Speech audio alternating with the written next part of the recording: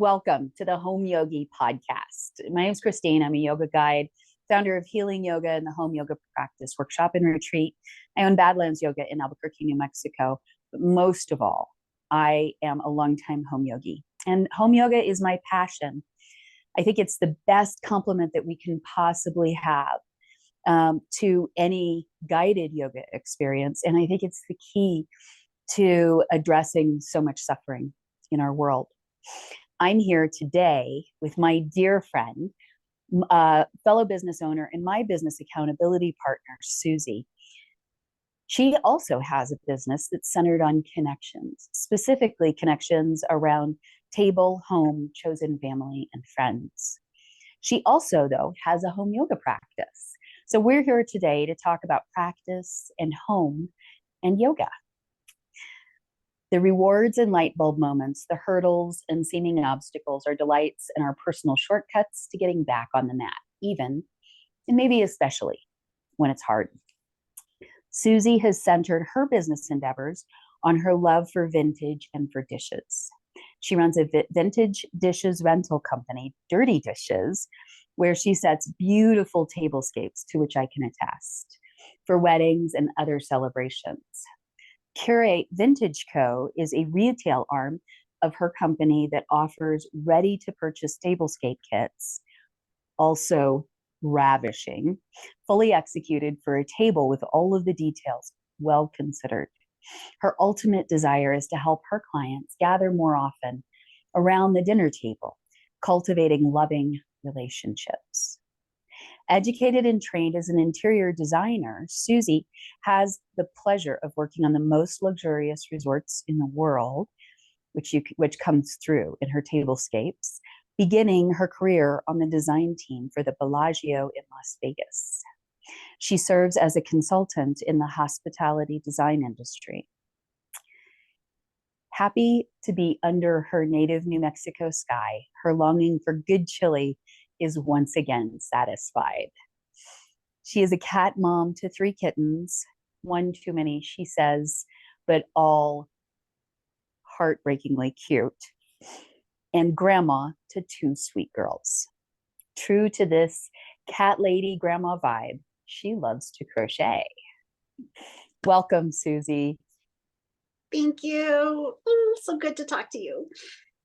I am so glad that you are here, and I've been looking forward to interviewing you about your home yoga practice and how it connects to vitality in everything that you do, because you and I have these conversations periodically during our business catch-ups. How long have you been practicing yoga at home on your own? So I first came to yoga like in my early 20s. A girlfriend and I decided to take it at the gym, and luckily there was just an amazing teacher there, so that's where yoga started. And then I like over 10 years ago, not sure exactly when, probably in 2014, I was doing yoga because I had come through an awful year, just piles of awful. And so it started with, I was taking a Brene Brown course on Oprah, and in that, on Oprah's website, I mean, this was a long time ago, and in that she encouraged just 5 minutes of stillness. And so I started there. That kind of evolved into stretching, right? And then the next thing you know, I wanted to do yoga. And what I had realized is, like, in classes, I had a girlfriend when I was in high school. I was a cheerleader, and she was observing me. She goes, "You have freakishly short arms." I'm not a freak, but that's not fair. I know, but anyway, and I felt all better about it because my mother told me my dad had short arms too. But anyway, but what I was noticing is I just couldn't keep up. Like, when you're coming out of downward dog to forward flow, it takes me a little bit because I can't just get there. And and so during that time when I started to do yoga on my own, I was like, maybe I just set up some of my own prompts at my own pace. Like, give myself enough time to walk my little self up out of downward dog, that kind of thing. Anyway, so I guess that's when my home yoga practice started, was when I decided to really just make a recording to listen to give myself the prompts for what to do next. And I really still use that sequence a lot. I bet. So I love this so much, because I feel like that's what most of the people I talk to who have their own yoga practice at home say. I just wanted to do it at my own pace. Right. And and as someone who teaches for a living, I know I can't capture the right pace for everybody for every pose. I tend to teach slower, but sometimes that person feels like they've got energy to work out, right? And so they want to go a little faster. And that person could use some more time to figure out, okay, how do I want to step forward? Right? Because every body is different, literally. Yes. And home yoga practice is where you figured out, okay, this is how I am comfortable stepping forward, or whatever the thing is, right? Right. Tell me more about this recording. So you took the initiative to and we're talking 2014. So you probably talked into your phone or something to make the recording. Yeah. I mean, we had the earphones with the little microphone. It was there. Yep. And yeah, I just went into a quiet bedroom, and I don't know. I guess I first did when I was doing the yoga, like figuring out which things I wanted. So I think I had like prompts there. But yeah, it was a little weird because I was sitting still talking into the microphone and just kind of going through it in my mind, so that I gave myself enough, like even taking a breath, right? Like in the beginning, it's like, how long does it take me to breathe in and out at my normal pace, right? Yeah. So I don't know. I just remember sitting on the bedroom floor recording this. I think I had a beta and I'm on version 2. That's the one that I kept, right? And also it's flawed. So if I listen to it today, it's like, that is not, what is it? Gosh, I can't even think of the name of the pose, but I coming up into, upward dog is what it is, but I called it something else. And then there's, I had my cow backwards on my breath. Right. And yeah, so if I listen to it now, it's like, oh, Susie, like there's I didn't know what I was calling some of it. Yeah, it's always hard to listen to yourself, I think. Even radio announcers, when I hear them talking about their craft, they're like, yeah, sometimes it's hard to listen to myself. And then when you add in so you learned a lot, it sounds like, by taking your practice home. Totally. Yeah. Do you feel like you take classes now? So if you do a video class, if you go to an in-person class, do you feel like you're a different yoga student, a different consumer of yoga? Yeah, both because of my home yoga practice and because of my age. Like, I mean, when you're younger, or for me, when I was younger, I, gosh, to go against what everybody else in the class was doing would be like, oh, as a good student, being a good student, I'm following the directions as given. Right. Yeah, totally. So, but yeah, now when I go to a class, I took one, where it was like, this doesn't work for me. And I just went into my home yoga practice for a short period. And then, so I'm not afraid to do something different than what everyone else is doing. Right. So definitely, yeah, it's much, much different, much more different. But I mean, I do see like, when you're in a class, you do see like, oh, this felt good. I don't have that in my routine, or, yeah. So I mean, there's things to learn, but definitely I'm not just like a little soldier. Well, and I feel like most of the other teachers that I talk to are open to their students doing something different than what they're saying. But there's this sort of natural when you haven't played with the movement on your own, right? Like when we were kids, we would just go out and do cartwheels and we would fall out of them until we figured it out, right? Mm-hmm. Or whatever the thing is. Maybe it wasn't cartwheels, but it was whatever. Yeah. And there's something about, I think, studio or gym culture, I'm not sure which or both, that has people sometimes feeling like, oh, well, I'm in a class, I better do what I'm told, and this is where I do yoga, right? Mm-hmm. And the magic of rolling out the mat, and I would imagine that even with the recording that you made, you probably felt a little awkward the first time you were doing it, right? There's a little bit of, hello, who is that? Which one? That's Calliope. I thought so. I would imagine there's a little bit of, oh, how exactly did I get my foot there? Oh, I don't think this is what it felt like in class, but how do I get back to that feeling, right? That Mm. questioning. Do you think that sort of gap between class experience and first experience at home, how do you think of that in as a having a role in your practice? Is that something you welcome? Is that one of the Um, obstacles? yeah, what's coming to mind is like sometimes in class, a teacher will come and adjust you. Like Mhm. I'm always open to that. And by the way, I wanted to say too, every teacher says, do this at your own pace, do something different.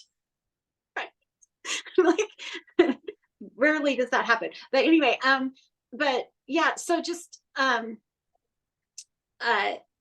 I think that's so valuable. Just that little nudge of, oh, it feels like this, Mhm. right? Oh, that's the difference. And sometimes in my home yoga practice, sometimes I'm like, I think I've got this, right? You know? That's the gap, right? I Yeah, think that gap between a supported practice, and I mean, it's one thing for a teacher to say, take it at your own pace. If you haven't done it on your own, you don't know at your own pace. Like if your only experience is right there with right, someone talking and other people doing that, how would you know, right? But right. then you come home and there's almost always a gap between, oh, it felt like this in class and it feels like this now. And I think that that's both an incredibly exciting place and it can be kind of a terrifying place. If we're getting ready for a big day where we know we have a million decisions ahead of us, that gap can sometimes feel uncomfortable. Do Mm. you what do you do with that feeling in your home yoga practice? Or do you have a home yoga practice where you sort of steer clear of that feeling Mm. so that you support? I guess I kind of steer clear of that feeling in that I stick with those postures that I feel like I've landed, Yeah, right? yeah. That So, yeah, so I could probably use more variety in what I'm doing because, you know, it's a portion or all of that flow that I usually do. Um, yeah. And but it sounds like that's so it sounds like that portion, that flow, being in your sweet spot is what serves you, what prepares you for a day ahead. And so if it's serving you, So what do you sense that you have any obstacles to meeting yourself on the mat? So yeah. So well, to meeting myself on the mat. Well, let me go back to just the obstacle in that flow. I want to stay with that. Yeah, yeah. Is sometimes my challenge is staying present, because it's like a Mm. dance, right? I can just do it, and I'm not maybe paying attention to what I'm doing, right? So that's where mantras help me, because if I use those, that keeps my mind in what I'm doing Oh, say better. more about mantras. So I have a couple, like, so you had encouraged me. I was so grateful for this. Well, this is going to answer my obstacle to getting on the mat was like, oh, I have this 30-minute thing I have to do. Right. Yeah. Right. My was 27 minutes. And so you had helped me to say, maybe you just do 3 or 4, 5 sun salutations to get started, right? Because I was struggling with getting on the mat. And so that did help me, because it was like I could do whatever I want to do. That didn't really sink in yet. um, but so the mantras, for example, with those sun salutations, I would have like to help me count how many I was doing, so that I didn't so that I kind of knew where I was. I would Mhm. have like the first one, or let's say like the second one, my mantra is about grace and truth, 2 things, right? Or like the Mm. fourth one would be either the 4 seasons or the 4 directions, right? So that I have had, it's like I love to count, but I like turned that into something, that a mantra. And then another one of my mantras, which is really helpful because it makes me think about what is happening to my body when I do yoga. Mm. And it comes from scripture, 2 scriptures. One is, the first thing I say is, oh gosh, It's okay. my uh, uh, this was my dear, gosh, oh, dear woman, you are healed of your disease. Mm. And then the answer is, oh Lord, if you have healed me, then I am healed indeed. So that healing Oh, thing will help me think about what's intentional. happening in my body. So yeah, that's how it, if I use those, if I just get on the mat and go, okay, doing my routine, and don't remember to use a mantra, then yeah, it's just, I'm checking a box, which is not why I'm there, right? So Well, and I think it's so there's so much in what you've just shared. Thank you. And I love because home yoga practice really is personal, right? And so our values, our faith walk, our the books that guide us are our companions through this. yes. And I love that you have spontaneously and thoughtfully brought that in to your practice. And I love the idea. So if I understand it right, the first sun salutation, you have one word that you say as you inhale up and exhale down. And then it goes between grace and truth, and grace and truth. And then for the fourth one, earth, air, fire, water. I think that's so cool. Yeah. Absolutely. And the fifth one is just like gratitude. I don't try to find 5 things, but At a yeah, certain so point, it gets endless. I either do north, south, east, and west, just to like give me like placement, or spring, summer, fall, winter, like Love just it. Love yeah. it. Well, and it sounds like you've done these things that sort of introduce a little bit of novelty into your practice, but the sort of novelty that keeps it fresh. Because I feel like having a quote unquote routine that turns it into a box check is one of the big obstacles. Like people at first, they're like, oh, I love it. I have my thing I do. But for some people, it's a week later. And for other people, it's 3 months later. But at some point, it's a little like, right? Yeah. And so you've come up with lots of different ways of injecting the novelty that really keeps us our human mind, right? Because in the end, we are coming to the mat with a human body and a human mind. Mm-hmm. And so part of maybe the whole game of yoga is really learning skillful means to be with our body and our mind. Yeah, it's interesting that you just pointed out something to me that so for my journaling practice, like how many of us have, I mean, oh my gosh, so many journals that have like the first 15 pages, right? And that was just writing. Yes.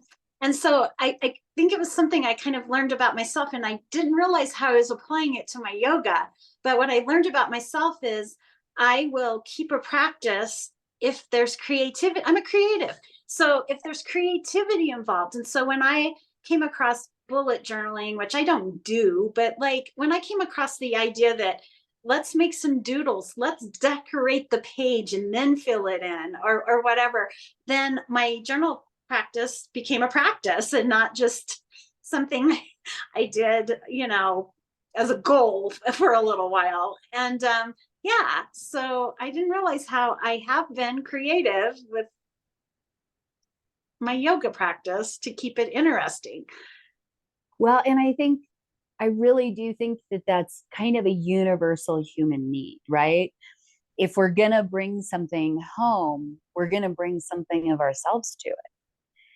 And there's this conversation between creativity and listening, right? And one of my principles for a yoga practice is that every posture, every movement is like a question that we're asking our body. And then if we listen, the next posture is a response, right? So there's this call and response that reverberates through practice. And so that helps us walk the edge between routine and novelty, right? I think that's one of the things that we have to do as we mature as human beings, right? Where if we go total routine, then we become robotic. But if we go total novelty, then we end up kind of butterflying all over the place. And the human heart wants to land to some extent. I mean, we're all different, but I think that's just a universal truth. Like we all know that religiosity, like, legalism, that's the word I'm looking for, right? Just doesn't work for us. Like that's been proven and shown over and over again, right? but yet we also know that there's value in discipline too. So it is that kind of like stay in discipline. I mean, you and I talk about this all the time. We have our goals and it's about it's about, okay, this is my plan, and then having some grace for yourself when that's not how it worked, right? but still doing the plan, because the plan is the discipline you need to keep going. So like what you just said is that same law, kind of, right? That same principle that we're seeking that place of not total chaos, but also not constricted. And yeah, freshness in the familiar. I like to call it everyday sacred. And I look at my yoga mat as a sacred space, but it's not precious, right? anybody can walk on it. I don't get mad if people walk on my yoga mat because it's sacred. Yeah. It's just that, like, this is where I meet myself once a day. Yes. When I'm living my life the way that I know I feel best living it. Not that I'm perfect in doing it every day, but this is where I meet myself. And so, do you have days where you feel like you don't want to do that routine, and so you do something else and it's your yoga? Or how do you handle those days when you're just too tired or too something? Up until recently, I skipped it. Okay. I just skipped it. Yeah. But recently, and because of what I'm learning from you, and just trying to navigate what life has thrown at me recently, it sometimes it is just sitting there and having a cry or whatever it is, Yeah. Something too that is new for me is I have like a separate meditation practice now that I'm trying to build. So, recently it's been, okay, I'm not going to move, but I am going to do the sitting, right? I'm going to do that. So I'm still coming to a sacred space, right? And taking that time that I need for the day. But yeah, it was really hard, loyal, so little, got to get an A. It was really kind of hard for me to come to that place where it was, trial will take you to all places you don't go. But to come to a place where I can just sit and call it yoga, right? That I can sit on my mat and, circle my ankles. Good enough. Being is enough. Yeah. Well, and it's so easy to forget. So easy to forget that sitting cross-legged or sitting on your heels or sitting with the legs out, those are all yoga poses, right? And then there are yin postures. So you might fold forward over one leg for like 2 minutes and just breathe and feel like where does that create lines of pull, lines of stretch, lines of compression in my body, right? That's enough. And restorative yoga, which shavasana is restorative yoga, and it's just laying there. Yeah. And I have a confession that you often say it's not yoga without the shavasana. And I'm like, I don't get there a lot. I'm like, okay, my 15 minutes was spent, and but now I'm like, well, doesn't meditation count as that? Just sitting there, right? See how I've got such a legalistic lane, right? That's like, am I doing this right? But yeah. I think it's all about the conversation, right? So one of the reasons I say it's not yoga without shavasana is because I think there are loads of people everywhere who skip out of shavasana for a wide variety of reasons. And I was one of those people 25 years ago. Okay. I felt like restorative yoga was not worth my time. Why would I do that? My best friend in high school and I had one of our mottos, and this was not original. It was some movie back then in the 80s. Sleep when you're dead, right? Yeah. That sort of ethos. And it really had to grow on me. And I had to really come to confront my relationship to rest and even to sleep and to a whole bunch of other things before I even really appreciated. And I had to get my knuckles slapped by a very great teacher, Richard Freeman, got very clear with me and a whole lot of other people in a big workshop about the value of Shavasana. And what he told us was that Shavasana is actually the most advanced of all of the postures.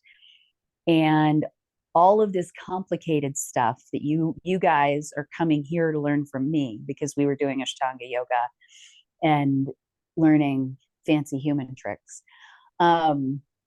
This is just a distraction. This is just to quell your monkey mind, Okay. so that you can rest in Shavasana.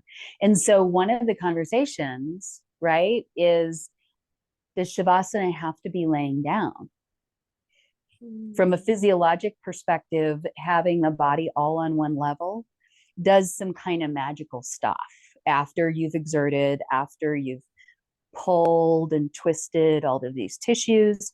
Just laying there for 10% of the time kind of does some magical stuff. I like to say that the postures put in the order to your pharmacy, and Shavasana gives your body time to fulfill the order to your internal natural body pharmacy. But some people are only comfortable laying on one side, or with their shoulders propped up, or with their legs propped up. And what's to say sitting and meditating isn't also providing that? And so I think the big answer here is that there aren't any final answers, but the conversation is important. Yes, and this conversation was very important for me because this is exactly my the thing I've been struggling with is stillness, right? Like, you know, and so gosh, that's just so good that it's the highest form of yoga, because really, yeah, it's the goal is to be still, right? So that, yeah, so that your body, so that everything comes together. It's just a coming together time, right? So yeah, very yoga means union, right? Yeah. Oh yeah. Connection. And really the postures, the original reasons that are documented for people to do the postures are to be able to sit. And when we sit, when we're comfortable enough in the body to sit for a period of time, we can actually kind of watch our mind. And which is what? Which is meditation. I mean, it's all, yeah. Yeah. So as we start to wrap up, I'm curious, because it feels to me, knowing a little bit about your business and your passion for encouraging people to sit down together and create those interpersonal connections, that you're really encouraging a practice too. Very true. And not just encouraging it, but trying to learn a new practice. Yeah, I have a passion for that, but I am also very much the student in this too, because it's something that I know has been given to me as part of my purpose, is to learn this. And yes, so yeah, I think really all the good things we do are a practice, because none of us are good, like, at everything, right? Like we're you're right. There's the human condition. Yay. So well, and some days we're good and some days we miss it. And yeah. Right. Yeah, I'm not to say we're not good. I didn't come out, but we all struggle. With staying in that place. And yeah, so definitely coming together, prioritizing it, getting on the mat is making a priority for yourself. So prioritizing the time around the table, being present at the table. Oh my goodness, you can host a party and not even know what happened. Been there, done that. Yeah. Okay, the table looks good. Did you have a conversation with anybody there that's worth anything? That consisted of more than, would you take this out, please? I remember the first Thanksgiving I hosted. And it was wonderful because like all of these wonderful people that I loved so much and had never met each other before were all in the same place. And like, just thinking about it still warms my heart. And I don't remember a single conversation I had that day because it was just turkey, cranberries. Does everybody have what they need? Yeah. Right. And setting an intention for the party like you would for your yoga practice. I know that's something a lot of people do is like, okay, they sit and set an intention before they do yoga, or there's a lot of correlations there, and actually I'm looking forward to my interview of you because I think we're really dig into what those how those work together. But yeah, definitely these are practices that we do that make our life better. It's also about like looking to the future. How do I want my life to look in 3 or 4 years? How do I want these relationships to look in 3 and 4 years? And as I'm in my second half of life, I want to be able to get up, down and up off the floor. Yes. That's a big one. It really is about functionality, and it's about functionality in our heart. And so you have inspired me to invite people over for dinner and to set a table differently than I've ever set it before. So I want to thank you because I really feel like your mission is everyday sacred for our for our chosen family connections, right? Yeah. And so thank you for bringing that into my life. Oh, thank you. And I have to say, I had a beautiful time when you hosted me for dinner. So. Thank you very much. And I remember the conversation. So, ta-da. Yes. Thank you so much for coming on and sharing your home yoga practice journey. It's so beautiful. And I always love connecting with you. And I look forward to our next conversation on your YouTube channel. Great. Yeah, me too. Okay. We'll see you then.